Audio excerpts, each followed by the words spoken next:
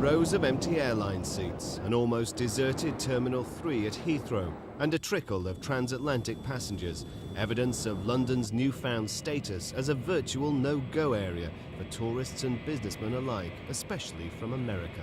Just in general, people are very afraid of traveling at this moment. So London is one of those places where people, if they are traveling, have decided that's one place I will not go to. It's not just the flow of dollars into the capital that's been affected. Yen are also few and far between. As one tour operator put it, the Japanese are normally the last to cancel and the first to come back in times of crisis. But this time they too have been scared off. This shop is mainly for catering for mainly Japanese people, Japanese tourists. And obviously they have a great difficulty coming over here. Were you worried about coming to England? 少し。 A little bit.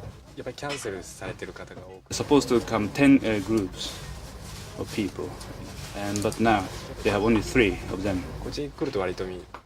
Traditionally, January is a bad month for tourism anyway. Even so, you might have expected to see 20 or 30 people on this bus for a sightseeing tour of London. Today, there are only 4. The security checks were very thorough, and I felt safe on the trip. But I said, let me go in the off seasons so it won't be too crowded, but I never expected this, where there would be nobody, it seemed, you know. How does it compare with previous crises and previous scams? Oh, certainly I think it is the worst that I've known. Certainly worse than the time of the Libya bombings, for instance. Yes, it's probably the worst that I've seen.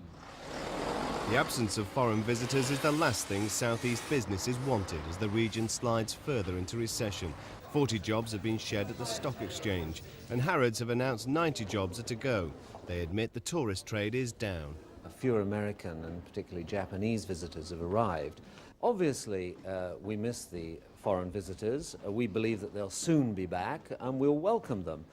Until they do come back, there are unexpected bonuses for people living here, like the novelty of getting into West End shows.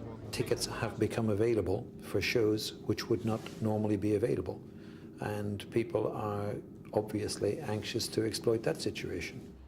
At the moment, any homegrown income is very welcome, but it won't be enough to cushion the blow from recession and war. Rob McBride for Thames News.